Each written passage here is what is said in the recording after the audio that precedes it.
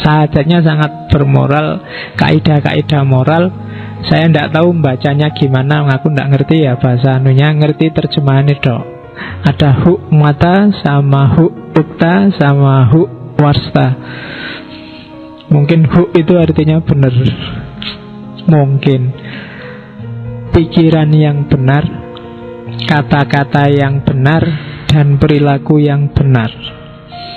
Diingat-ingat urutannya ya, jangan dibalik.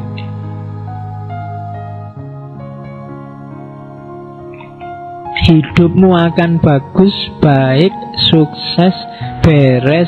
Pertama-tama pikiranmu harus beres dulu. Mikirmu harus benar dulu. Kalau mikirnya ndak jelas ya, omonganmu ndak jelas, perilakumu ndak jelas. Karena kata-kata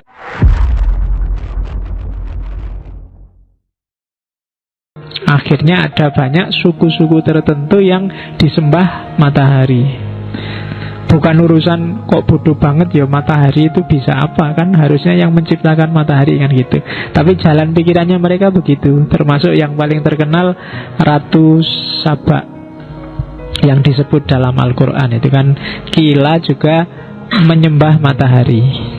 Sebenarnya fokusnya pada simbolisme api dan cahaya, termasuk beberapa agama Jepang. Jadi api dan cahaya itu membacanya simbolisme, bukan Tuhannya. Jangan disebut orang Zoroaster menyembah api, ndak. Kalau kamu sebut itu mereka marah. Sama kayak kamu dibilang orang Islam menyembah Ka'bah, kan enggak? Atau jangan-jangan kamu mau jawab iya, dimarahi orang banyak kamu. Jadi itu simbolisme. Karena mereka punya Tuhan sendiri, kita punya Allah, mereka punya Ahurmas. Oke. Secara umum ajaran-ajarannya Zoroaster, yang pertama adalah kebebasan manusia untuk memilih. Bebas mikir, bebas milih. Jangan salah, ini maju sekian ribu abad. Hari ini masih banyak orang yang tidak percaya dengan kebebasan manusia. Tapi jauh sebelumnya Zoroaster sudah bilang bahwa hidup ini ada baik, ada buruk, ada gelap, ada terang, dan manusia silahkan milih. Ada kebebasan. Oke, jadi setiap orang bebas untuk milih. Silahkan. Kalau kamu baik, itu pilihanmu sendiri. Kalau kamu jelek, pilihanmu sendiri. Jangan mengkambing hitamkan Tuhan. Kan kita sering Tuhan jadi kambing hitam. Apa-apa ya sudah takdirnya gini pak, sudah nasnya kayak gini pak. Itu mengkambing hitamkan Tuhan. Bahkan katanya orang Zoroaster, enggak, kita itu bebas kok. Kenapa kok nilaimu jelek? Ya karena kamu males, kan simple. Kamu kan gak bisa. Lu males saya itu kan sudah takdirnya Allah pak. Nggak iso ngono. Kalau ada Umar bin Khattab, kamu bisa dipukuli itu. Ya kan? Karena ada maling yang kecekel terus dia, loh kok saya ditangkap ini gimana? Saya maling ini kan sudah takdirnya Allah. Nah, terus Umar bin Khattab bilang, ya saya mukuli kamu juga takdirnya Allah. Jadi kamu bonyok semua juga takdirnya Allah. Oke, jadi gayanya orang Majusi, orang Zoroaster nanti menginspirasi beberapa kalangan di dunia Islam belakangan melahirkan kelompok namanya Qadariyah. Makanya ada hadis yang bagi beberapa kalangan hadis do'if. Meskipun itu do'if kan berarti dibikin oleh ulama tertentu pada zamannya yang bilang Al-Qadariyatu majusu hadhil ummah. Orang Qadariyah itu majusinya umat Islam. Maksudnya apa sih? Karena orang Qadariyah memfatwakan kebebasan manusia. Dan ajarannya Zoroaster itu manusia itu bebas. mirip. Sehingga ada ulama yang bilang dan menisbatkan fatwanya itu ke Nabi, padahal Qadariyah itu munculnya jauh setelah Nabi meninggal. Jadi secara matan kalau Nabi bilang Al-Qadariyah itu majusuatil ummah, itu dipertanyakan. Tapi itu menunjukkan bahwa memang ada kemiripan antara Qadariyah sama Majusi. Terus implikasinya apa? Berarti baik buruknya manusia, sukses tidaknya manusia, itu kuncinya ada di manusia itu sendiri. Dan besok akan ada hari pembalasan. Kalau manusia milih yang baik, ya besok sukses menyeberang Sirotol Mustaqim versinya orang Zoroaster. Kalau tidak sukses, ya kamu akan jatuh ke neraka versinya mereka. Itu pesan yang kedua. Pesannya Zoroaster yang ketiga, ini pesan umum ya, kita belum masuk ke detail. Jadi dunia ini hakikatnya baik, maka jangan lari dari dunia, jangan menghindar dari dunia, jangan anti dunia. Dunia ini diciptakan oleh Allah. Kalau kamu benci dunia, berarti benci yang menciptakan dunia. Ya kan? Ini kadang-kadang kan kita agak kebablasan. Yuk, jangan tergoda oleh dunia, tapi jangan benci oleh dunia. Tidak tergoda itu bukan berarti terus benci. Ini yang kadang-kadang kita salah paham. Katanya orang Zoroaster, benci dengan ciptaan berarti benci dengan penciptanya. Saya benci Pak hidup dunia ini rusak semua. Loh, dunia yang nyiptain siapa? Allah lah. Berarti kamu benci juga sama Allah. Tidak boleh hidup dengan menyangkal dunia. Kita harus hidup di dunia, menerima dunia sesuai keadaannya. Itulah perwujudan rasa ridho dan syukur kita pada Tuhan. Versinya orang Zoroaster. Saya sebut versinya orang Zoroaster. Kalau kamu merasa cocok, ya ambillah. Kalau enggak, ya enggak apa-apa.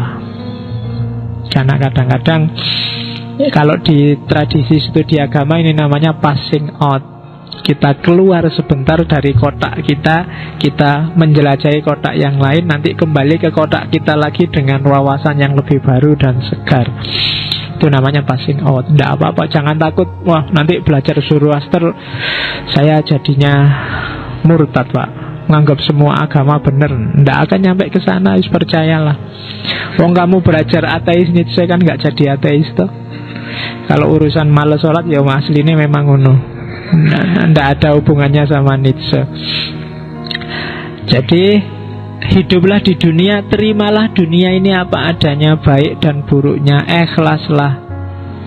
Jangan menggugat yang bikin dunia, katanya orang Zoroaster. Terus karena tadi manusia punya kuasa, punya kebebasan, ya kalau dunianya rusak, ya harus diperbaiki. Cuma perbaikan itu tidak bisa sendiri-sendiri, harus bareng-bareng. Nggak mungkin 1-2 pencerahan itu. Kalau 1-2 efeknya ya hanya dimiliki oleh 1-2 orang, harus bareng-bareng. Sejago apapun kiai, ulama, umarok, kalau umatnya, rakyatnya tidak ikut tercerahkan, tidak ikut jago juga, tidak akan terjadi perubahan. Kamu ganti presiden setahun 3 kali, tidak akan ngubah Indonesia kalau kamunya sendiri tidak ikut bareng-bareng ngubah Indonesia. Itu ajaran-ajaran pokoknya Zoroaster. Jadi ajaran sosialnya orang harus berubah bareng-bareng ke arah yang lebih baik. Ajarannya tentang realitas, realitas itu harus diterima, jangan ditolak, jangan melarikan diri dari dunia. Ajaran utamanya tentang manusia, manusia itu bebas milih. Jadi pesan-pesan utamanya itu. Zoroastrianisme, di luar liturginya, di luar ritual-ritualnya. Oke. Ini sahadatnya.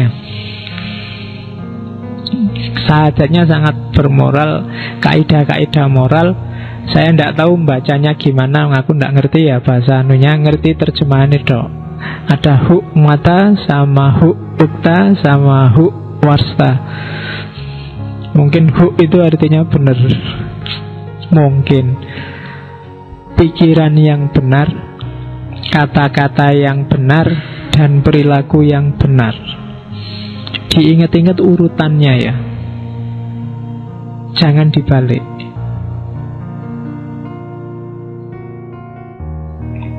Hidupmu akan bagus, baik, sukses, beres. Pertama-tama pikiranmu harus beres dulu. Mikirmu harus benar dulu. Kalau mikirnya ndak jelas ya, omonganmu ndak jelas, perilakumu ndak jelas. Karena kata-kata dan perilaku itu buahnya pikiran. Jaga sebaik-baiknya.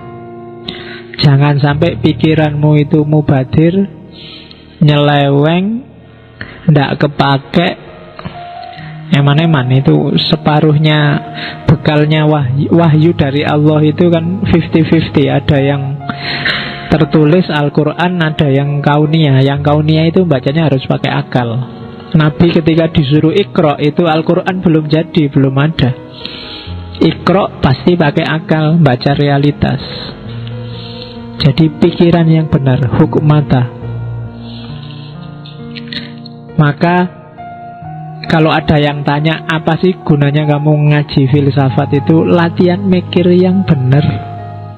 Kelihatannya simpel, tapi kunci nyawanya hidupmu ada di pikiran. Kalau fisikmu sakit, apa aja dari fisik yang sakit tidak akan merubah statusmu dari manusia. Tapi begitu akalmu yang sakit, status kemanusiaanmu dipertanyakan. Ya kan? Jadi mikir dulu yang benar. Kalau sudah mikir yang benar, baru kamu bisa ngomong yang benar. Kalau omonganmu sudah benar, perilakumu juga harus benar. Jadi konsisten tiga-tiganya. Kata-kata benar gak ada gunanya kalau perilaku tidak benar. Kata-kata benar, pikiran gak benar, itu biasanya trik. Trik itu maksudnya ya acting. Kayak artis itu loh. Artis itu kan kelihatan bagus, mungkin kadang acting jadi wali, kadang acting jadi ulama, kadang acting jadi pejuang. Ya cuma acting. Dia cuma ngapalin skrip, menjalankan skenario-nya orang, pikirannya nggak jalan. Tidak diawali dari pikirannya sendiri. Maka hidup jangan terlalu banyak acting.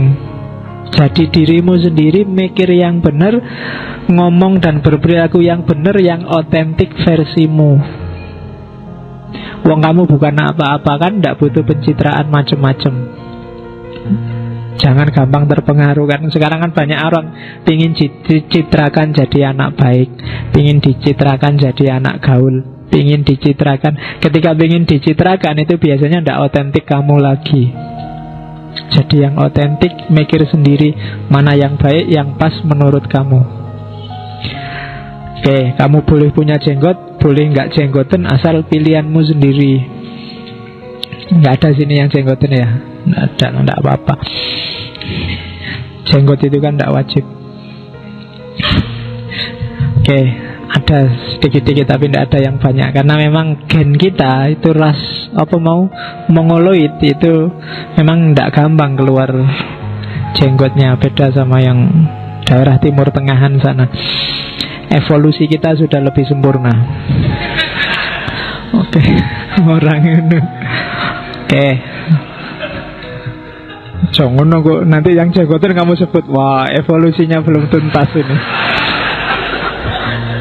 Oke, kita lanjutkan lagi. Tidak apa-apa kan ada ini Jenggot kita kan masih eceran satu-satu, nggak banyak. Kapan-kapan kalau punya jenggot ya jangan beli eceran lah, sak selop langsung yang biar. Oke, dilanjutkan. Oke, Tuhannya Ahurmas. Ahurmas itu bukan nama, sifat sebenarnya. Ahura Mazda ya Tuhan. Itu sama kayak kamu nyebut Allah atau Jehovah, bahasa Ibrani. Ahu itu yang hidup, Ra itu yang menganugerahkan. Jadi yang maha memberi, yang maha hidup. Mazda itu dari bahasa Sanskerta, meskipun sekarang dipakai nama mobil itu ya, Mazda. Dari bahasa Sanskerta Mahada. Jadi maha itu agung, da itu pemberi. Di Indonesia istilah maha kan diserap untuk semua sifat-sifat Tuhan.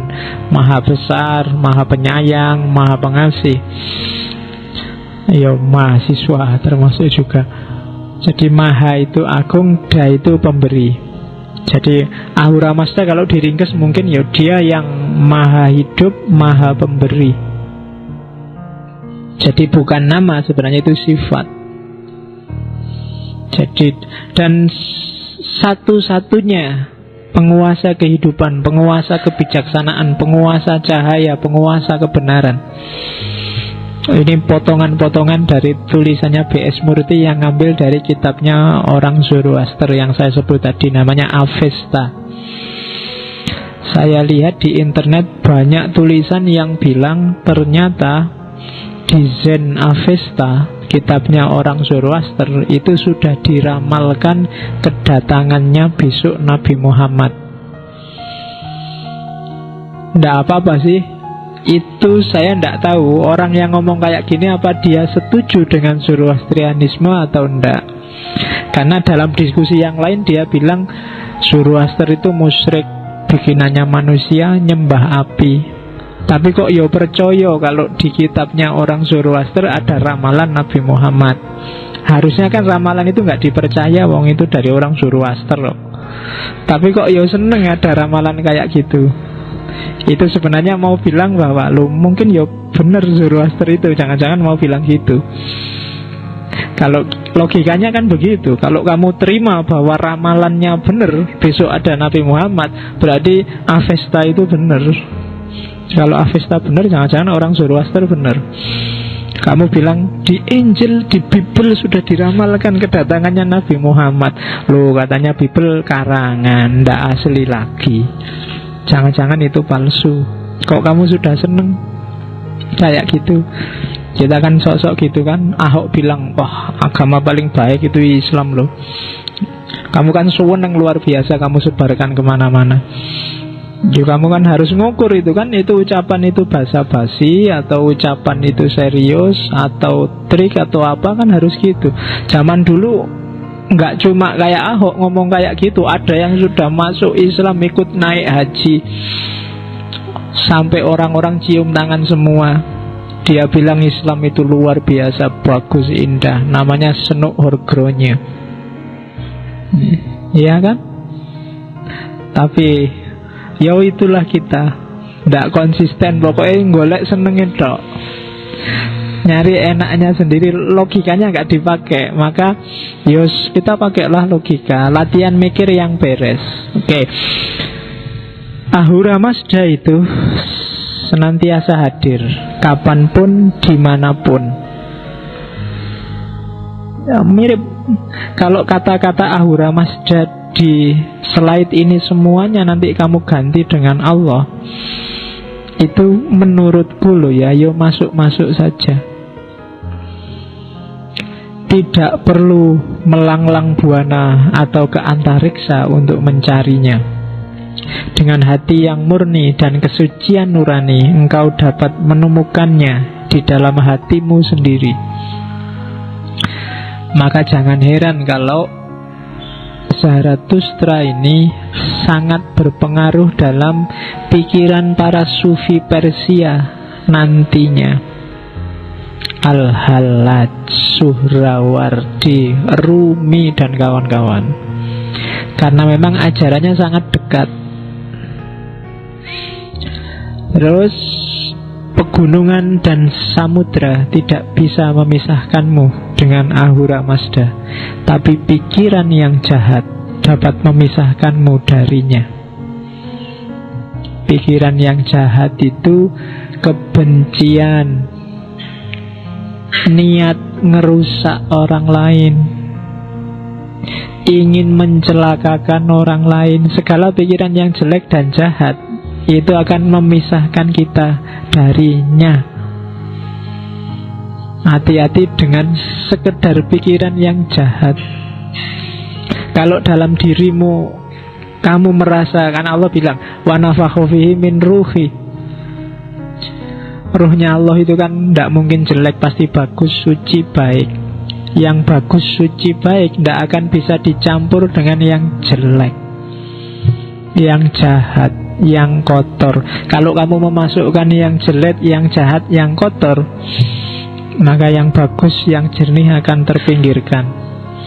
Air itu jernih, tapi begitu kamu masukkan kotoran, ya dia akan jadi kotor. Jadi hati-hati dengan pikiran yang jahat. Baru pikiran loh ya, belum perbuatan, apalagi perbuatan. Makanya mikir gak boleh jelek, mikir gak boleh ngeres. Kalau gambar ngeres yang masuk ke sini, emangnya Allah mau tinggal di situ kamu jajar sama gambarnya itu? Ya kan? Kalau gambar yang gak beres yang kamu masukkan ke sini, kan gak mau jajar sama yang itu, mesti pergi. Jadi masukkan yang baik-baik, biar kamu tidak berjarak dengannya. Nah, itu inspirasi dari Zoroaster. Terus teorinya orang Zoroaster, sewaktu adharma. Adharma itu, dharma itu kan kalau di Hindu kebajikan setiap orang. Adharma berarti kekacauan. Jadi ketika terjadi kekacauan spiritual, dunia ini kacau dan rusak, maka jangan takut. Kayak saya bilang di awal tadi, akan ada jenius yang diutus oleh Tuhan untuk menyelamatkan manusia. Mujaddid, nabi, utusan, rasul. Allah kan selalu begitu. Seandainya kita yakin nabi sudah, kenabian sudah berakhir, tapi kewalian dan mujaddid kan tidak, pembaharu kan tidak. Setiap sekian puluh tahun sekali akan datang pembaharu. Oke, itu teori selanjutnya. Teori selanjutnya tentang ketuhanan Zoroaster, Ahura Mazda menampik pengorbanan dan persembahan yang mahal. Yang diterima apa? Pengorbanan yang ikhlas dari hati nurani. Apapun yang kamu persembahkan pada Tuhan. Kalau di Islam, kamu sholat itu kan persembahan. Kamu persembahkan tenagamu, kamu persembahkan pikiranmu, kamu persembahkan hidupmu. Inna sholati wa nusuki wa mahyaya wa mamati. Itu kan persembahan lillahi rabbil alamin.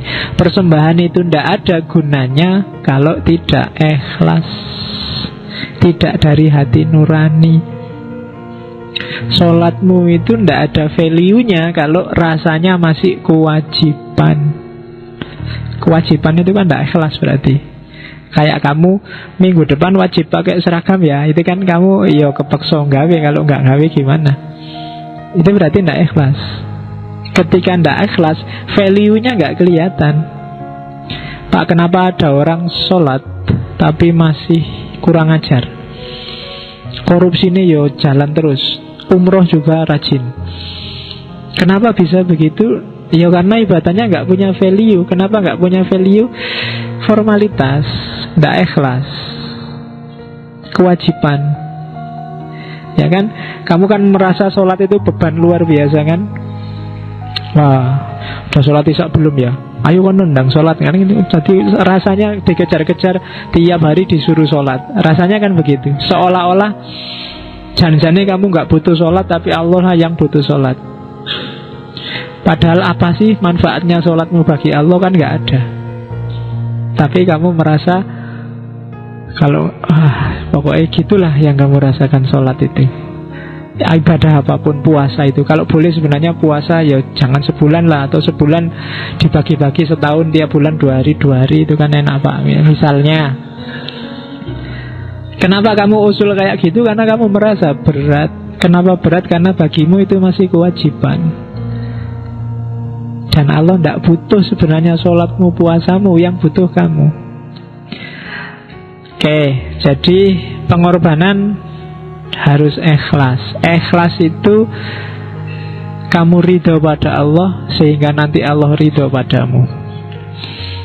Oke, terus kalimat terakhir itu kalau di Avesta, aku tidak paham akan hakikatmu, wahai Ahurmas, namun apapun juga adalah dikau semata. Aku tidak ngerti Allah itu apa dan bagaimana. Pokoknya aku yakin ada dan dia ada dimanapun. Segalanya dia. Ini deklarasi keimanan. Sejak kemarin saya tidak tahu sesi keberapa itu, 2-3 sesi kita ngomong perdebatan ada Tuhan, ada tidaknya Tuhan. Dan itu tidak selesai-selesai. Kamu bingung luar biasa. Sifat-sifatnya kok tabrakan semua. Tapi katanya Zoroaster tidak tahu Allah itu apa dan bagaimana. Pokoknya aku percaya ada. Titik. Tidak harus cerewet. Daripada capek-capek. Oke, percaya ada itu sama kayak rumusnya Zoroaster tadi. Di pikiran, di kata-kata, dan di perbuatan. Coba dicek, apakah caramu mikir menunjukkan kamu percaya ada Allah apa enggak? Apakah caramu ngomong menunjukkan kamu percaya ada Allah apa enggak? Apakah caramu bertindak menunjukkan kamu percaya ada Allah apa enggak? Kalau kamu gagal terus kamu putus asa, itu menunjukkan kamu tidak percaya Allah ada. Kalau kamu jomblo terus kamu stres, itu menunjukkan kamu tidak percaya. Jangan-jangan kamu tanya, sebenarnya jodohku itu ada benar apa enggak ya? Ada enggak yang mengeluh gitu? Itu berarti kamu tidak percaya kalau Allah itu ada. Kata-kata juga begitu. Kenapa sombong itu sangat-sangat diwanti-wanti untuk diharamkan? Karena begitu kamu sombong, apakah dalam kata-kata atau perbuatan, berarti kamu tidak percaya kalau Allah itu ada. Jadi aku tidak paham Allah itu apa dan bagaimana, tapi aku percaya bahwa Allah itu ada. Kalau orang Jawa bilangnya Gusti Allah ora sari.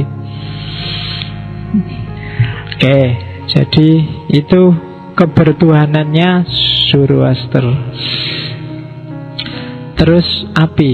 Saya potong beberapa kalimat yang ada hubungannya sama api. Bagi yang belajar antropologi, api adalah titik awal ketika manusia mengenal kebudayaan. Orang mulai ngerti nyimpen makanan, masak makanan untuk banyak kepentingan, termasuk ngusir hewan, nyari kehangatan, itu ketika api dikenal. Ya nanti kapan-kapan kamu surfing, coba dibaca sejarahnya api, termasuk segala mitologi yang berhubungan dengan api. Kalau di Yunani diyakini api itu yang punya dewa petir, rajanya dewa Zeus. Sebenarnya manusia tidak boleh pakai api karena itu kunci kekuatannya dewa. Tapi kalau di Yunani terus dicuri oleh namanya Prometheus. Prometheus ini nyuri apinya Zeus, dikasihkan ke manusia, sehingga manusia bisa memanfaatkan api.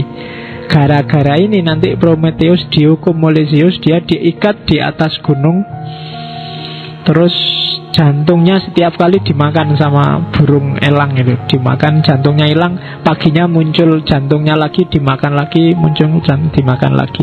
Dan nanti akhirnya dia diselamatkan oleh Hercules. Herakles, manusia setengah dewa. Saya tidak tahu menyelamatkannya dibantu Sina apa enggak. Yang lebih seru kalau duet berdua. Oke. Nah, orang Zoroaster melihat hal yang sama. Pancaran cahaya ilahi, simbolisasinya api. Ketika mereka menatap api, perintahnya apa? Berkontemplasilah, tataplah api, fokuskan dirimu ke api untuk membersihkan pikiran. Jadi semacam meditasi, menenangkan pikiran. Oke, terus api naik ke atas dan mengangkat jalan pikiran ilahi. Api itu kan gerakannya ke atas, jilatannya ke atas. Dia memusnahkan semua yang dia telan, kemudian mengangkatnya ke atas. Sama kayak persembahan. Persembahan itu kan memusnahkan semua ego dan kamu persembahkan ke atas kepada Tuhan. Jadi simbolismenya semacam itu. Dosamu itu bakarlah, kekotoranmu itu bakarlah, menghadaplah Tuhan dalam kondisi suci. Jadi simbolisasinya bunyinya semacam itu kalau di Zoroaster. Jadi jadilah seperti api. Api mensucikan apapun yang disentuhnya, namun ia sendiri tidak pernah terkotori. Tidak ada api kotor, tidak ada api tidak jernih. Api itu ya selalu kayak gitu. Yang berani mendekat dijadikan api oleh api. Kertas mendekat dia jadi api. Copet mendekat dipukuli sama orang terus dibakar, ya dia jadi api. Bersih jadi api. Jadi bahkan orang meninggal di banyak tradisi kan juga dibakar jadi api. Dia konsisten. Api tidak kayak air. Air itu kemasukan kotor, dia ikut jadi kotor. Tapi kalau api, dia akan tetap seperti api. Yang datang akan diolah jadi dirinya. Itu api. Maka api dijadikan simbol oleh banyak tradisi. Oke. Jadi mungkin ada yang pernah latihan meditasi. Biasanya fase-fase awal kalian disuruh konsentrasi menatap lilin. Ya kan? Saya tidak tahu mungkin kenapa kok lilin. Ya kamu tanyakan ke mastermu, gurumu, ustadzmu, ngapain kok lilin, mbok menatap TV apa menatap HP apa doai. Ngapain kok ya lilin gitu kan. Nah, coba tanya rahasianya apa.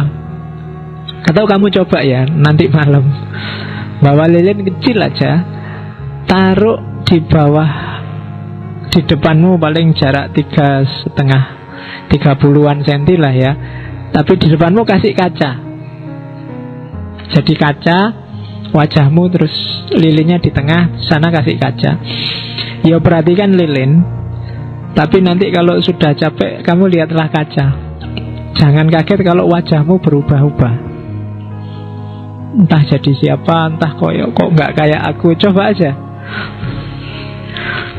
Oke, wedi nangan kamu. Coba aja, enggak apa-apa. Cobaan ya. Nanti kalau tapi wajahmu berubah-ubah biasa aja. Itu deviasi mata itu biasa. Itu nanti lama-lama akan kelihatan warna auramu. Auramu warnanya apa? Cuma kalau kamu takut duluan ya nggak jadi. Ya.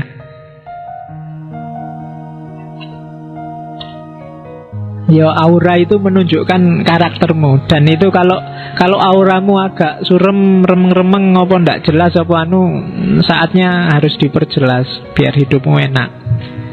Kalau kamu sedang galau, itu auranya juga berubah. Sebenarnya setiap orang bisa merasakan. Kalau kamu ketemu temenmu nggak ngomong aja, dia sedang sedih kan, kamu bisa merasakan. Oh ndak kayak biasanya ya. Itu biasanya ada hubungannya sama aura. Kamu kan nggak pernah belajar aura. Yang kamu pelajari aurat. Kamu tiap hari nonton aurat, nggak pernah belajar yang gitu-gitu. Oke. Terus kematian, dia punya filosofi yang khas orang-orang ini tentang kematian. Saya kapan itu baca buku yang luar biasa dari tradisi Hindu tentang perjalanan jiwa setelah mati. Jadi setelah kamu meninggal, nanti akan melihat cahaya yang warnanya ini. Cuma ketika cahaya masih warnanya ini, jangan dipedulikan, jangan diikuti. Ikutilah terus jalanmu ke cahaya yang warnanya ini saja.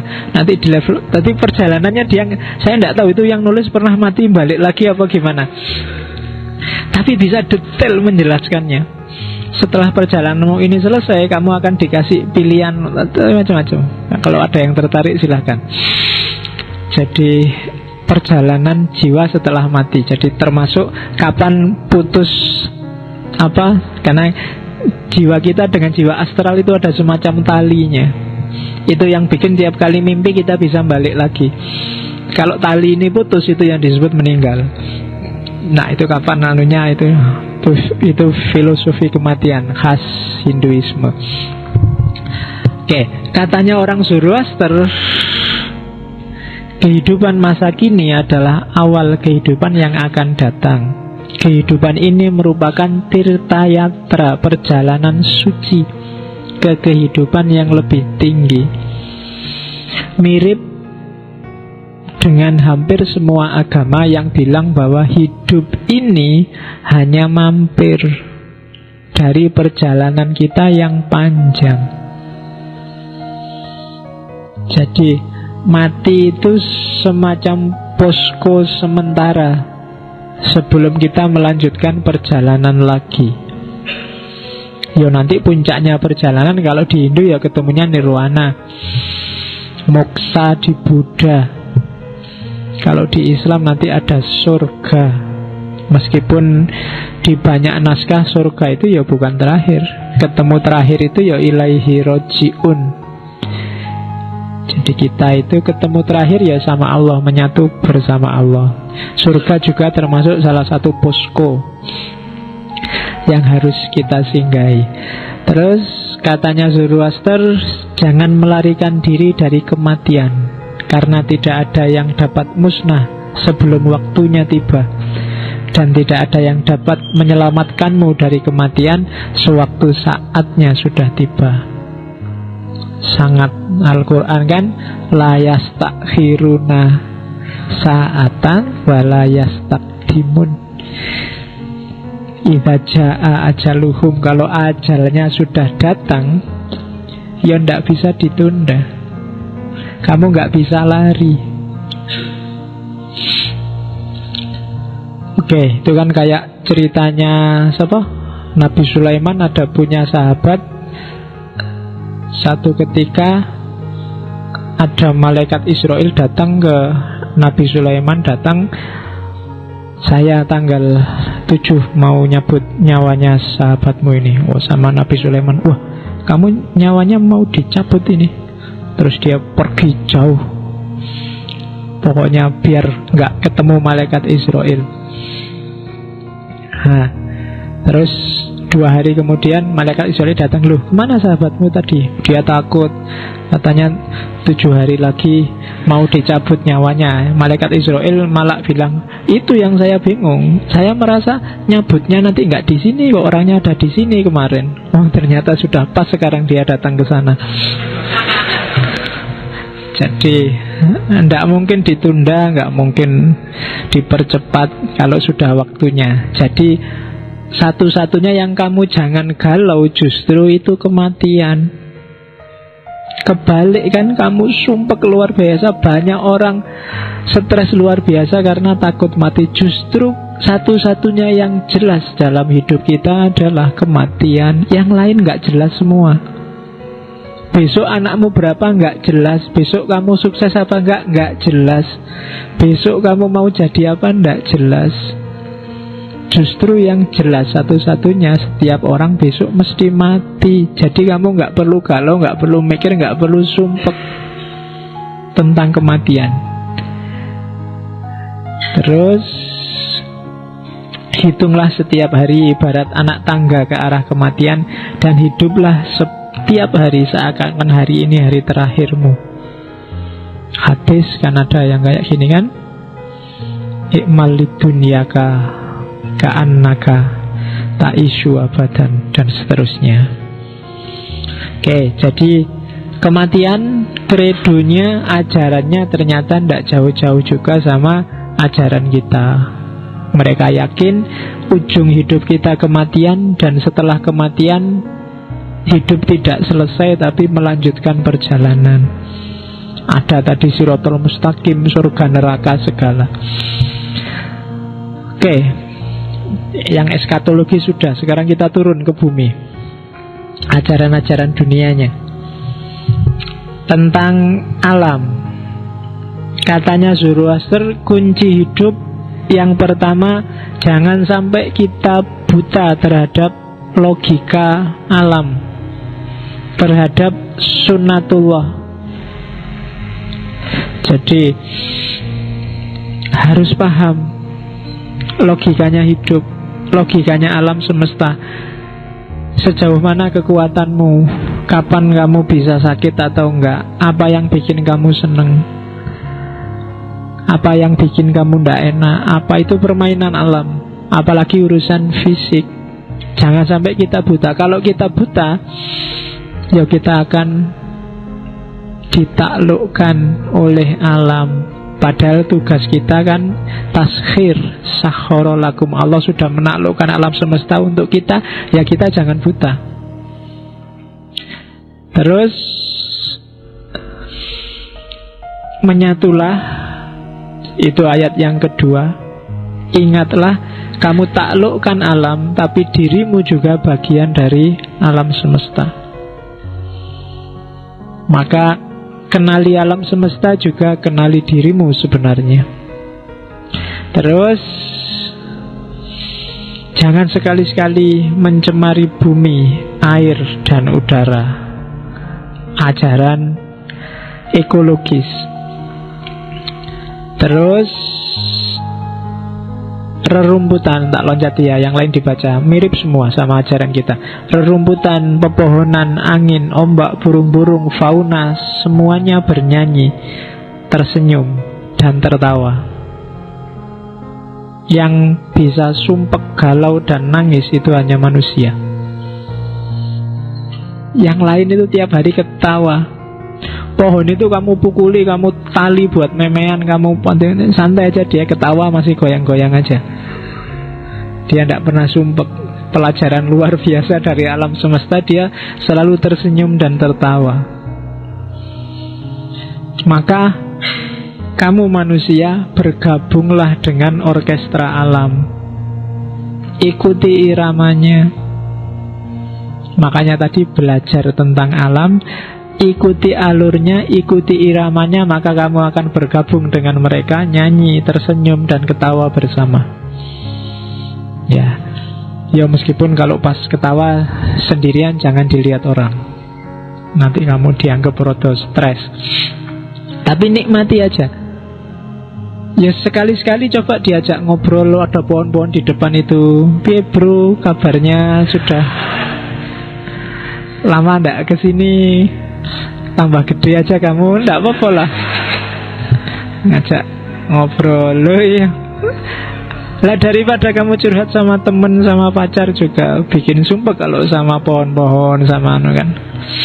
Oke, terus diajak ketawa bersama. Nanti kalau ada yang moto dari jauh masuk Facebook, kamu dianggap wah baru kehabisan obat. Tapi ndak apa-apa berakrab ria. Yo anggap aja kamu setengahnya Nabi Sulaiman apa sopo yang bisa ngobrol sama makhluk hidup. Ya. Oke, jadi sama alam harus akrab, menyatulah dan pahamilah ritmenya. Kelemahan manusia modern itu, manusia modern itu menguasai alam semesta, ngerti teorinya, tapi dia tidak masuk bergabung dengan orkestra alam. Malah dia mengacaukan ritmenya. Itu problem besar manusia hari ini. Oke. Terus baik buruk, katanya Zoroaster, baik buruk itu sudah logikanya dunia. Pasangan-pasangan itu sudah modusnya, ciptaannya Ahurmas. Ada siang, ada malam, ada seneng, ada susah. Modus hidup memang semacam itu. Ada baik, ada buruk. Maka hidup ini alurnya harus cinta, bukan benci. Kamu disebut anak baik karena ada anak yang buruk. Kamu disebut anak pinter itu karena jasanya anak yang rela jadi bodoh. Loh iya kan? Kamu disebut anak yang rajin itu karena ada anak malas yang ikhlas. Kamu jadi anak rajin. Jadi, ndak itu pasangan, kamu jangan membenci, jangan marah-marah, jangan sama yang beda pasangan. Ada siang, ada malam. Siang dan malam gak pernah saingan, gak pernah merasa rival, gak pernah mencaci maki, mengkafirkan yang siang, mengkafirkan malam, yang malam mensesatkan siang, gak ada. Masing-masing ada jalurnya sendiri, ada kapasitasnya masing-masing. Dan oleh Ahurmas, semua itu memang diciptakan untuk mewujudkan visinya. Sudah kadung menciptakan surga, menciptakan neraka. Kalau manusia dibuat baik semua, lah buat apa? Sudah kandung janji ada pahala, ada siksa. Ya kalau semua sama kan nanti ada yang tidak kepake. Ya kan? Semua ada tujuannya. Kalau di filsafat namanya teleologis. Jadi ada telosnya, ada skenarionya. Terus, dan semua itu sesuai dengan citranya Ahurmas. Jadi hidup ini selalu ada baik, ada buruk, ada pinter, ada bodoh, ada siang, ada malam, ada laki-laki, ada perempuan, ada gelap, ada terang. Dan itu alami. Di Indonesia juga kan selalu ada pasangan-pasangan itu kan. Ada pemerintah, ada rakyat, ada dosen, ada mahasiswa, ada takmir, ada takmir. Pasangannya apa? Masjid. Oke. Yang tidak punya pasangan kan hanya jomblo. Ayo kan kamu kan menyebutnya jomblo, tapi percayalah bahwa realitas itu tidak jomblo. Realitas selalu ada pasangannya. Jadi silahkan galau yang masih jomblo, berarti kamu tidak mengikuti hukum alam. Hukum alam itu selalu ada pasangannya. Masa kamu tidak ada pasangannya? Ya kan? Oke. Cinta dan ekstase. Hampir semua agama ngomong tentang cinta. Jadi ibarat api melahap kayu cendanya, seharusnya juga api dalam dirimu demi kasihmu, melahap hatimu demi kasihmu pada Ahurmas. Jadi cinta ketuhanan yang pertama. Cintailah Tuhan. Kalau katanya Ghazali, kalau kamu cinta pada yang cantik-cantik, ketahuilah yang maha cantik itu Tuhan, Allah. Kalau kamu cinta pada yang pinter-pinter, mungkin yang putri suka cowok yang pinter, ketahuilah yang maha pinter itu Allah. Kalau kamu cinta pada yang apapun yang kamu cintai, itu puncak karakternya ketemunya di Tuhan atau Allah. Maha indah, maha cantik, maha bijaksana, apapun itu puncaknya adalah Allah. Maka harusnya cintamu pada apapun membawa dirimu pada Allah. Apapun itu, kamu suka dandan, cinta pada wajah yang cantik, kamu suka apapun itu, coba kamu tarik terus, ujungnya pasti ketemunya yang maha, pasti Allah. Jadi kalau katanya Ghazali, yang paling layak dicintai itu sebenarnya Allah. Jangan berhenti di makhluk, nanggung. Oke, harus dilanjutkan sampai ke Allah cintamu. Meskipun ya, karena kita ini agak materialistik, yang non materi itu susah dicintai. Itu tinggal dilatih logiknya aja. Kalau nggak dilatih ya nggak nyampe. Kalau kamu masih jadi cowok dan cewek matre, nggak akan ketemu sama Allah. Kalau fisik yang hanya jadi patokanmu, kamu berhenti di fisik, pasti nggak ketemu sama Allah. Rumusnya di situ. Tapi susah Pak mencintai Allah. Lebih enak cinta sama yang cakep-cakep. Loh, yang maha cakep itu Allah. Ya Allah nggak kelihatan Pak. Yang kelihatan ya yang manis-manis, yang itu berarti cara mikirmu masih matre. Meskipun tiap hari kamu mengkritisi materialisme. Oke, kamu sendiri masih matre. Terus setiap manusia baik yang sederhana, berarti yang biasa-biasa saja kayak kita yang awam, maupun yang penuh ekstase, para sufi, para darwis, mendambakan sang kekasih. Kalau kamu bilang saya ndak itu Pak, ada yang salah dalam dirimu. Kenapa? Karena itu fitrah. Segala sesuatu fitrahnya adalah kembali ke asal. Dari air kembali ke air, dari tanah kembali ke tanah. Sementara kita dari Allah. Logikanya, normalnya kita pingin segera ketemu sama Allah. Kalau tidak, ada proses yang tidak pas yang kita jalani. Kalau kamu tak bilang semoga kamu segera ketemu Allah, kamu kan wah berarti doain jelek Pak, saya segera mati berarti. Enggak. Justru harusnya setiap jiwa itu rindu untuk kembali ke asalnya.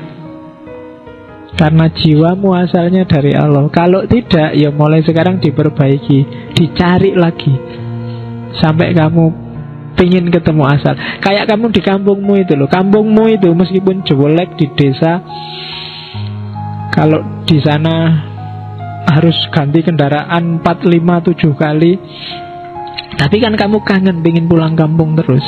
Meskipun hidup di Jogja, di sini rame apa-apa ada, tiap kali mudik kamu kan senang luar biasa. Ada kerinduan tertentu. Itu sebenarnya kembali ke asal, itu fitrah. Makanya kalau Idul Fitri semua orang mudik. Mudik itu berarti kembali ke fitrah. Fitrahmu ya dari kampung, ya kampung aja yang kamu rindukan, kan gitu.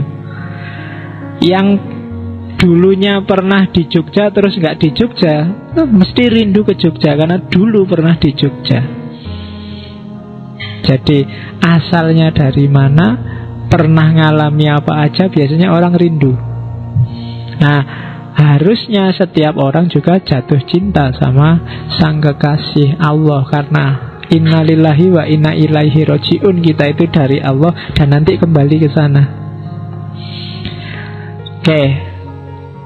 Cinta itu ada di mana-mana, baik di gua maupun di kuil. Cuma pesannya Zoroaster, kalau kamu sudah ekstase, sudah mabuk dengan cinta ketuhanan, jangan bilang-bilang. Jangan kau ungkap misteri kasih dan ekstase ini ke orang yang tidak menghargainya. Karena mereka sibuk memuji diri mereka sendiri dan akhirnya mati dalam kebodohan. Tidak ngalami nilai-nilai indah ini. Jadi ini yang dialami para sufi, para darwis, yang sering mengalami tragedi dalam hidupnya karena saking asiknya mereka lupa bilang-bilang ke orang-orang yang harusnya belum nyampe untuk dengar itu. Jadi pesannya Zoroaster, sudahlah, gak usah banyak bilang-bilang. Di luar banyak orang yang egois, yang dipuja diri mereka sendiri, dan mereka akan mati dalam kebodohan. Biar aja, kamu nikmatilah keindahanmu. Itu pesannya Zoroaster. Jadi pendapatnya Zoroaster tentang cinta dan ekstase. Terus syukur. Syukur bahasa Indonesia ya, bukan bahasa Jawa. Karena orang Jawa disyukurno itu berarti dikapokkan, disyukur ora kowe. Oke, jadi syukur itu berarti berterima kasih, matur nuwun, karena segala yang terjadi, yang indah, yang baik dalam diri kita, itu yang ngatur Tuhan. Katanya Zoroaster, itu dari ahurmas. Kamu hari ini masih bisa narik nafas dan mengeluarkan nafas, itu kan seizin Allah. Kalau Allah nggak mengizinkan, kamu bisa narik saja, nggak bisa keluar juga, wassalam. Ya kan, kamu duduk nanti masih bisa berdiri, itu kan juga Allah yang mengizinkan, yang ngatur. Maka tiap gerak langkahmu, tiap detak jantungmu harusnya alhamdulillah. Segala puji bagi Allah. Apapun yang terjadi, sebenarnya nggak ada sedikit pun alasan kamu mengeluh kalau itu di hadapan Allah. Karena sudah sangat banyak, nggak bisa dihitung, nggak bisa dikira-kira pemberiannya Allah padamu. Apapun itu. Makanya ada kiai yang setiap ngomong di kesempatan apapun, di momen apapun, itu alhamdulillah. Biasanya kan kamu diatur.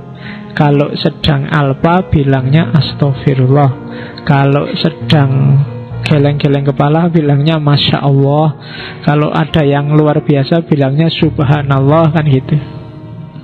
Kalau lihat orang melakukan dosa, astagfirullah, kan? Ada mahasiswi pakai rok mini, astagfirullah, kan gitu. Nah, harusnya kalau pakai teori syukur itu alhamdulillah. Loh ya kan? Yo. Loh, alasannya banyak, tinggal kamu cari. Loh kok alhamdulillah, Pak? Loh, alhamdulillah matamu masih sehat. Ya kan? Alhamdulillah kamu masih normal. Banyak orang yang nonton lawan jenisnya nggak tertarik, berarti alhamdulillah normal kan gitu. Alhamdulillah, bukan alhamdulillah karena lihatnya, tapi karena anugerahnya Allah. Oke, itu kan sudah di skenario Allah, kamu lihat itu takdirnya Allah. Terima kasih Allah dikasih bonus, kan gitu. Oke. Dan rumusnya hidup bahagia memang alhamdulillah. Minggu lalu kita ngomong kebahagiaan, sebenarnya rumus simpelnya alhamdulillah. Apapun jalannya, apapun teorinya yang kamu ajukan, kalau kamu ndak alhamdulillah, pasti kamu belum bahagia. Maka alhamdulillah lah, hayati alhamdulillah dalam hidupmu. Itu berarti kamu rela, kamu ridho diapain aja oleh Allah, berarti kamu bahagia sudah. Jadi rumusnya sebenarnya alhamdulillah. Maka syukurlah kalau di Zoroaster. Oke. Terus doa. Doa kalau menurut Zoroaster itu jalan ke surga, jalannya jiwa untuk naik ke langit dengan kendaraan kata-kata. Berdoa itu indah luar biasa. Doa itu berarti kamu merasa Allah itu dekat dan mendengarkanmu. Saya tidak tahu kalian masih rajin berdoa apa enggak ya. Jangan-jangan sudah mulai jarang, atau jangan-jangan doanya sudah formalitas. Doa formalitas itu ya apalane ya kui, tiap doa ya itu dibaca. Doa sambil gini, karena doa sambil gini-gini, sambil gini-gini, sambil nggak niat. Padahal doa itu momen sangat pribadi ketika kita berhadapan dengan Allah, terus kita curhat. Ya kan, kalau kita curhatnya hatinya nggak hadir, ya kan eman-eman. Mintalah, tidak usah harus doa yang kamu hafalin, ngobrol aja pakai bahasa Jawa, bahasa Indonesia yang kamu bisa. Ya Allah, ngasih nilai aja kan gak susah kan? Kan masa cuma aja, apa susahnya bagi engkau ya Allah kan? Santai aja lah, kan gitu, ndak apa-apa. Kok akrab. Ya Allah, mau pacar satu aja loh, dicoba lah. Siapa ngerti saya semakin soleh kalau punya pacar. Coba sekali-sekali. Loh ndak apa-apa, ya ngobrol kan. Ya, biar Allah itu jadi bagian dalam hidupmu gitu loh kan. Selama ini jauh sekali. Libatkan terus-menerus. Ya yang sudah punya pacar, kalau pas pacaran kan diinget-inget juga, wow, ini ada Allah. Sebentar ya Allah, saya masih pacaran. Nah, loh kalau kamu sudah pamit ke Allah pacaran kan gak berani macam-macam. Paling enggak kan, ya sebentar aja. Oke, boleh gak pegangan? Boleh ya Allah, sebentar aja, gak apa-apa. Oke, ya latihan. Iya kan, dan yakin Allah ndak marah kok, paling ketawa-ketawa, agak cekikian itu aja. Oke, karena Allah sangat sayang padamu. Nanti tak istighfar, tenang aja, saya masih istighfar. Oke, ya jadi kalau bahasanya Zoroaster, doa itu adalah caramu untuk naik ketemu Allah dengan kendaraan kata-kata. Terus yo kalau di Zoroaster dikasih saran, cara paling baik itu meditasi. Meditasi itu maksudnya apa sih? Jiwamu hadir, tenang, khusyuk, tumakninah kalau istilah kita, berhadapan dengannya. Jangan kamu di hadapan Allah, pikiranmu di mana? Kamu ngomong ndak tahu ngomong apa. Kalau kamu berdoa yang hafalan itu kan kamu sebenarnya nggak terlalu sadar kamu sebenarnya minta apa. Loh, kalau orang minta tapi nggak sadar dia minta apa yo mau dikasih. Atau jangan-jangan sudah dikasih kamu juga nggak ngerti. Wong kamu nggak ngerti minta apa. Itu kan yang ngasih nggak jengkel itu kan, kamu sudah minta, ya sudah dikasih. Besok itu lagi dibaca minta lagi. Ya kemarin sudah dikasih kok masih minta lagi itu loh. Itu yang diminta kan bisa Terus manfaatnya doa apa kalau katanya Zoroaster? Membuka gerbang-gerbang kuil di dalam diri kita agar Tuhan bisa masuk dan hadir. Doa itu kan seolah-olah bilang, ya Allah masuklah dalam hidupku. Kalau aku sendiri tidak bisa tak wujudkan. Untuk bisa mewujudkan keinginanku, engkau masuklah dalam hidupku. Makanya ada yang bilang, orang yang tidak mau berdoa itu orang yang sombong.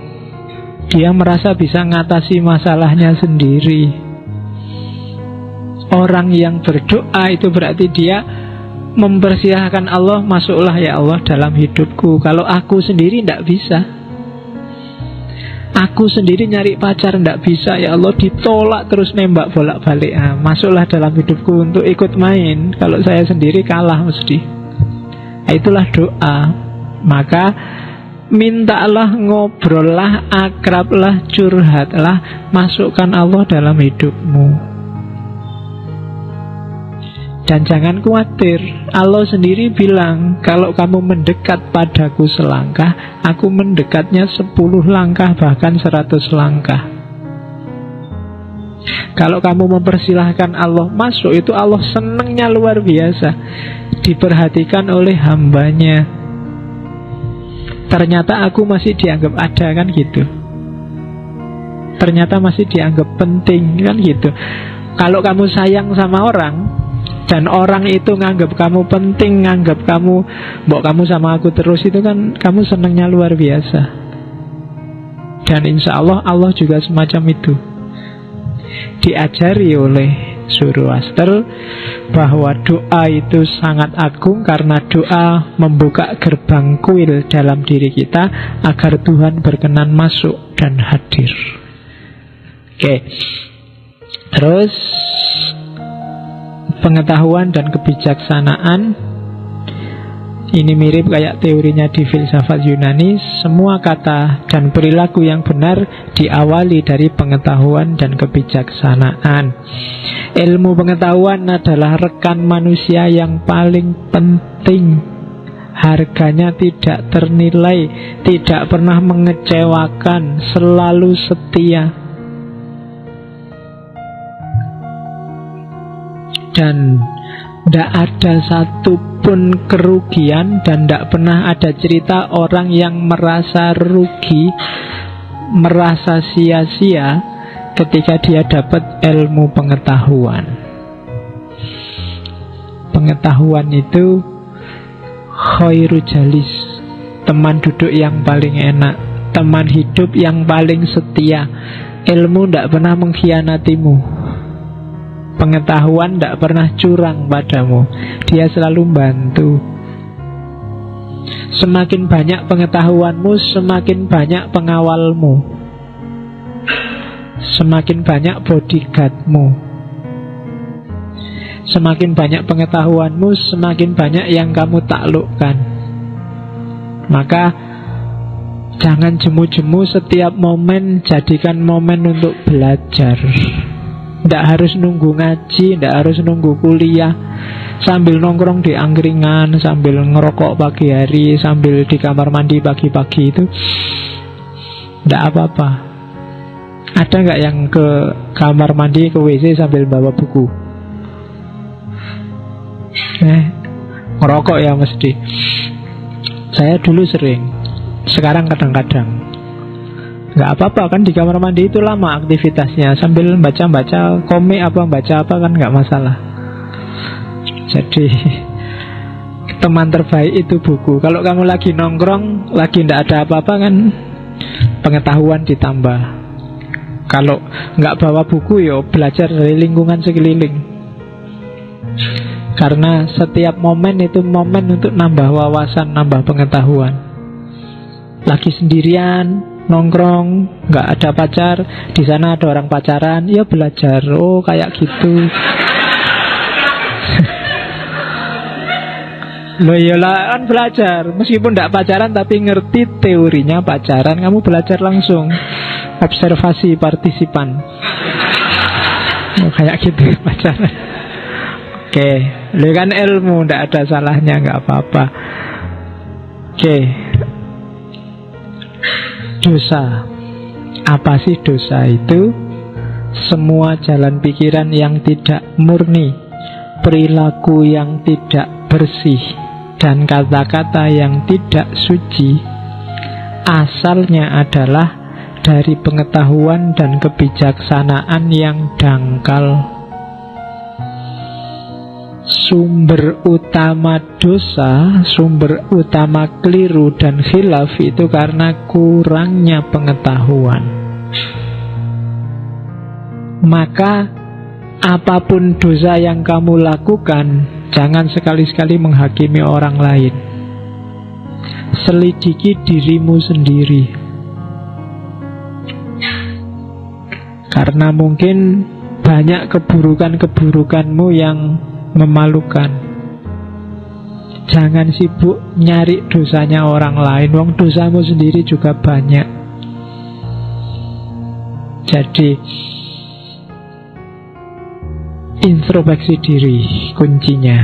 Terus apa sih yang batasan dosa dan tidak dosa itu? Antara lain, ngasih contoh kalau di Avesta, jangan kau sakiti seekor semut yang sedang bekerja keras mengangkat sebutir gandum demi melanjutkan kehidupannya. Karena ia pun memiliki kehidupan, dan kehidupan itu amatlah manis bagi kita semua. Ini contoh agar kita tidak iseng. Banyak perbuatan yang menurut kita netral, bagi Zoroaster itu dosa loh. Kamu jalan misalnya di taman, tiba-tiba tanganmu usil, ada daun dipanggil der, nggak ada, iseng aja sih, nyabut-nyabut daun, nyabut itu bagi Zoroaster dosa. Gunanya apa? Daunnya terus kamu buang di tempat sampah, buat apa? Ada semut nggak ngapa-ngapain lewat, kamu bunuh semua, gitu. Ya kan, kamu Tega sekali kamu pembunuh sebanyak itu orang, sebanyak itu semut. Lu semut itu juga punya adik, kakak, pacar, sepupu. Lo kasihan. Kamu kok tega sekali bunuh, tidak ada gunanya. Kan ada cerita wali itu kadang nginjak semut aja menyesal luar biasa. Bukan karena Allah pak cuma nginjak semut, tapi nginjak semut yang tidak ada gunanya. Ya kalau semutnya kamu lagi enak-enak ngopi, semutnya ngerubung terus mbak usir semua, ya tidak masalah, itu kan ada tujuannya. Tapi kadang-kadang semutnya nggak ngapa-ngapain, dia sudah jalan di pojok sana itu, dia minggir-minggir, kamu masih ngejar aja, usil, kamu bersihin semua. Ada kan yang kayak gitu, itu yang bisa kayak gitu cuma manusia. Senengnya dewe. Oke kan. Kadang-kadang kan gitu, sama semut lah, sama coro lah, sama cecek lah, sama apalah. Kadang-kadang kamu usil kayak gitu kan. Oke, dan itu dosa katanya Zoroaster. Tidak ada gunanya kok. Kecuali ada gunanya, mungkin kamu mau bikin rempeyek semut apa-apa, ya tidak apa-apa, dibunuhi terus digoreng, ya tidak masalah. Kalau nggak ada ya jangan, nggak ada gunanya, tidak harus iseng. Iman, ya, iman itu kehidupan kehilangan gairah. Kalau seseorang kehilangan iman, kehilangan kepercayaan, sepinter apapun dirimu, hidupmu itu bergantung pada kepercayaan demi kepercayaan. Apapun kepintaranmu wis. Kenapa saya minum? Karena saya percaya bahwa setelah minum hausku hilang.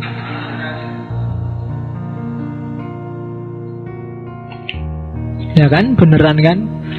Berarti kepercayaanku terbukti. Nggak ada orang yang bisa hidup tanpa kepercayaan. Ya, kepercayaan itu antara lain iman dalam agama.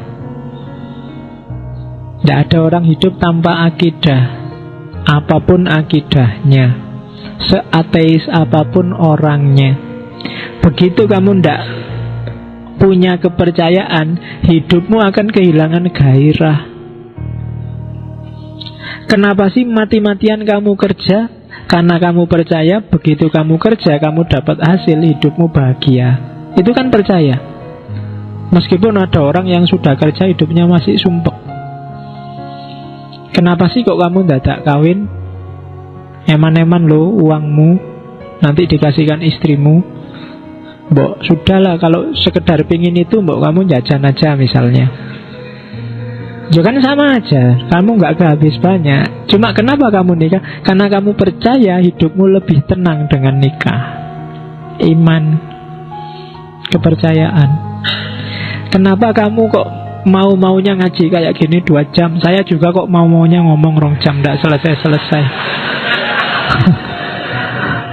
Loh ya kan, loh kalau dipikir kayak gitu loh, ya ngapain capek-capek itu. Tapi kan ada kepercayaan yang kita yakini. Yo sidik-sidik ono manfaatnya, syukur lah. Kemarin katanya sudah sampai sesi ke 100. Saya tidak pernah ngitung, jadi yombo lah, mbu 100, mbu ndak 100, ndak pernah tak hitung. Berarti sekarang 101. Saya tidak tahu. Yuk, seandainya setiap kali sesi kamu dapat satu aja wawasan, satu aja hikmah, satu aja kebijaksanaan, berarti sekarang kamu bisa punya 100 kebijaksanaan. Oh, sudah jadi wali kamu. 100 itu sampo itu. Oke, terus kerja. Bagi orang Zoroaster profesi tertinggi itu tani. Pertanian adalah pekerjaan yang paling agung karena sifatnya selalu kreatif dan produktif. Kalau PNS mogok tidak masalah, pedagang mogok tidak masalah. Kalau petani mogok kamu tidak makan. Nomor 1 profesi itu tani. Maka jangan diketawain, jangan disepelekan orang tuamu. Saya tidak tahu di ruangan ini semoga masih ada yang bercita-cita jadi petani. Saya tidak tahu masih ada apa enggak ya. Saya siap Pak, tani pokoknya Pak. Meskipun lulus S3 saya ingin tani Pak. Nah, ada nggak yang masih gitu? Kalau masih ada, bagus. Sektor-sektor kreatif dan produktif, katanya Zoroaster. Kamu yang menopang kehidupan manusia, itu tani. Ya, tani bisa dikiaskan dengan ternak dan yang sejenis itu, yang menyediain kebutuhan dasar manusia. Manusia dilahirkan agar bekerja dan sejahtera, bukan untuk berleha-leha dan berkarat. Itu bukan dari saya loh, berkarat, memang terjemahnya begitu. Kalau kamu males, hati-hati, lama-lama kamu karaten. Iya, nek basa Jawane tayengen itu. Jadi yang semula warnamu putih, nanti warnamu jadi coklat, jelek,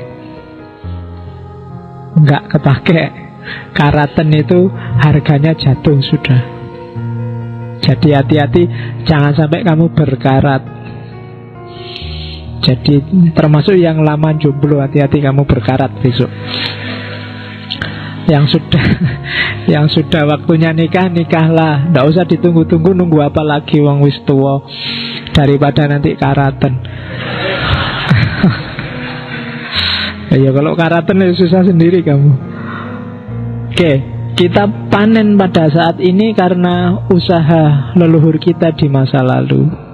Maka anak-anak kita harusnya menikmati hasil jerih payah kita di masa yang akan datang. Kalau sekarang tidak ada yang mau jadi petani, maka anak cucumu besok entah dia bisa ngerti rasanya beras apa enggak.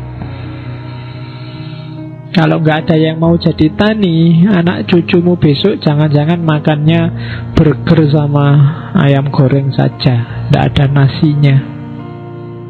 Jadi nanamlah sekarang. Ya sebenarnya maksudnya nanam apa saja, berkarya apa saja untuk dinikmati anak cucumu besok. Jadi manfaatnya kerja itu eksistensial dan sekaligus futuristik. Eksistensial karena fitrahnya manusia itu kerja, kayak katanya Karl Marx. Eksisnya manusia itu karena dia kerja, kreatif, dan berkarya, maka dia eksis. Dan yang kedua, karena yang diwariskan pada anak cucunya, maka kerja jadi penting. Waktu adalah milik manusia yang paling berharga. Waktu adalah kehidupan itu sendiri. Waktu tidak bisa dipinjam, tidak bisa dibeli. Waktu yang kau sia-siakan adalah kehidupan yang kau mubazirkan. Waktu yang kau pergunakan sebaik-baiknya adalah kehidupanmu yang terbaik. Seorang yang tidak pernah belajar apapun dari masa lalu akan dihukum oleh masa depan. Hati-hati dengan waktu. Temanmu paling baik dan musuhmu paling besar itu waktu. Kalau kamu bisa memanfaatkan dengan baik, dia akan sangat membantumu. Tapi kalau kamu melupakan dia, dia akan membunuhmu. Waktu yang kau sia-siakan adalah hidup yang kau mubazirkan. Sehari 24 jam, coba dihitung. Dari 24 jam itu berapa menit, berapa jam yang menurutmu penting. Menurutmu sudah kamu isi dengan hal-hal yang penting. Kamu rekap sendiri ya. Hari ini aku bangun jam 7 misalnya, sholat subuhnya agak telat. Terus dari jam 7 sampai jam 12 ngapain aja, 7 sampai 8 ngapain, 8 sampai 9 ngapain. Kira-kira waktu yang mubazir dengan yang tidak mubazir perbandingannya berapa banding berapa. Nah itu karena waktulah hidupmu itu, hartamu yang paling berharga. Waktu tidak bisa balik. Nikmati momen apapun yang bisa kamu nikmati. Itu waktu. Kesederhanaan dan kebahagiaan. Hidup harus sederhana. Hidup dengan sederhana orang bahagia. Kuncinya di situ. Kesederhanaan bukan basa-basi. Sumber kebahagiaan sebenarnya adalah manusia. Dan manusia yang bahagia adalah manusia yang simple. Sederhana itu kan bahasa Inggrisnya simple. Simple itu tidak bulat, tidak terlalu banyak teori, tidak terlalu banyak konsep, tidak terlalu banyak rancangan. Hidup normal saja apa adanya, orang akan bahagia. Semakin banyak kamu bulat berteori, semakin tidak simple, semakin kamu sumpek. Maka hiduplah yang simple-simple saja. Lapar ya makan, kan gitu. Haus ya minum, ngantuk ya tidur. Normal aja. Ngaji kayak gini ngantuk nggak usah ditahan-tahan, wong normal ya tidur aja, nggak apa-apa. Iya kan? Lah yo ngantuk kan memang obatnya tidur. Simple. Semakin kamu bertahan, semakin kamu ndak bahagia. Loh iya loh, kamu nahan ngantuk kan nggak bahagia, itu mati-matian ceklak cekluk. Waduh, susah. Coba kamu simple aja, nyari sendenan terus merem, alhamdulillah bahagia. Simple aja. Kalau ada yang marah kamu kok tidur, lah yo ngantuk. Ya kan, sederhana implikasinya bahagia. Yang bikin kita nggak bahagia itu kita terlalu jelimet memahami kehidupan ini, terlalu rumit, terlalu ruwet. Nah, jadi simple aja. Oke. Terus kehormatan diri. Iyalah. Jadi derajat kehormatan diri. Kalau tadi harta paling berharga itu waktu, kehormatan adalah harga yang tidak bisa dinilai. Jangan ditukar dengan apapun. Itu kehormatan. Kamu boleh miskin, boleh dianggap bodoh, boleh IP-nya jelek, tapi tetap harus terhormat. Mending kamu ndak lulus kuliah daripada maksain biar lulus, terus kamu ujian nyontek dan ketahuan. Karena kehormatanmu jatuh. Hindari hal-hal yang bisa menjatuhkan derajat kehormatan dirimu. Begitu kehormatanmu jatuh, pasti kamu tidak bahagia. Oke, terakhir, filantropi. Filantropi itu perilaku keseharian berhadapan dengan manusia yang lain. Kerajaan Ahurmas adalah bagi mereka yang membantu orang miskin. Lupakan dirimu, kenali Tuhan di setiap makhluk dan segala benda. Seorang dapat terbang tinggi, lebih tinggi dari malaikat atau lebih rendah daripada lumpur. Ya kan? Ahsanu taqwim atau asfala safilin. Oleh karena itu, pertahankan nama baikmu. Jadi muslim yang baik, muslim yang soleh. Berpikirlah sendiri dan jangan melalui orang lain. Dan nggak usah ngereko-ngereko itu kalimat tak tulis terakhir itu, bintang dan planet tidak menentukan jalan nasib dan kehidupan kita. Jangan percaya dengan kutukan ilmu hitam, keberuntungan, angka. Wis mikir sendiri, rumuskan sendiri hidupmu. Nggak usah terlalu rumit kamu baca-baca ramalan bintang lah, baca-baca kan seringan yang kamu gitu ramalan. Mau ramalan bintang itu kadang-kadang setiap bulan sekali diulang, ditampilkan lagi, dan kamu masih percaya. Dan saya punya teman wartawan itu ya kentekan bahan ya dimasukkan yang bahan 2-3 bulan yang lalu dimasukkan lagi, dan itu orang percaya. Kalau kamu ingin ngerti bagaimana triknya ramalan bintang itu ya, sebelum kamu baca isi ramalan ya tutuplah tutuplah judulnya yang Taurus, Pisces itu tutupan. Terus usahakan kamu tidak ngerti itu bagian apa, bacalah isinya. Nanti kan semuanya kayaknya cocok sama hidupmu. Coba aja. Tidak usah kamu cek kamu yang bintang apa, tutup dulu itu judul-judulnya, Taurusnya, Capricornnya. Terus kamu bacaan isinya satu-satu. Itu kamu merasa, oh ini ya cocok, ini ya cocok, nanti ini mesti banyak yang cocok. Karena yang isinya general, umum. Minggu ini hati-hati dengan keuangan. Ya kan? Loh, sebenarnya keuanganmu nggak masalah, tapi kamu terus nyari-nyari kan. Oh, apa ya kira-kira keuangan itu? Wah iya, yang ini mesti gitu. Ya kan? Ingat-ingat, tiap hari dia senyum, kelihatannya ada maksud nih. Ah itu kan kamu, wah itu jangan-jangan jatuh cinta ini kan gitu. Itu ramalan. Maka udahlah, nggak harus percaya. Ngeramal itu gampang. Kalau kamu ditanya orang ngeramal, misalnya, Mas, kira-kira saya gimana, Mas? Oh, kelihatannya kamu pernah punya salah ya. Ya mesti, wahai, mana ada orang tidak punya salah. Iya kan? Itu cara paling gampang itu. Kamu mesti pernah punya salah ini, hati-hati loh. Kamu salah itu bisa gampang, cari rumus-rumus kayak gitu dan banyak. Kamu bisa jadi peramal hanya dengan gara-gara. Kadang orang begitu digituin dia cerita sendiri, baru kamu bisa masuk. Maka katanya Abraham Masda, adalah nggak usah percaya yang gitu-gitu, mikir sendiri, mandiri. Hidup ini wong keputusan kita sendiri kok, kita bebas milih. Oke, sudah agak lewat 1 menit, jam 10. Itulah Zoroaster, Zarathustra yang diidolakan oleh Nietzsche karena kebebasan berpikirnya. Monoteisme tertua. Paling tidak malam ini kamu kenal lah yang selama ini gelap sama sekali. Hanya kamu anggap dia sebagai agama musyrik yang menyembah api. Sebenarnya inti-inti ajarannya mirip-mirip saja. Setelah kita passing over ke sana, kita kembali ke Islam, kita kan lebih segar.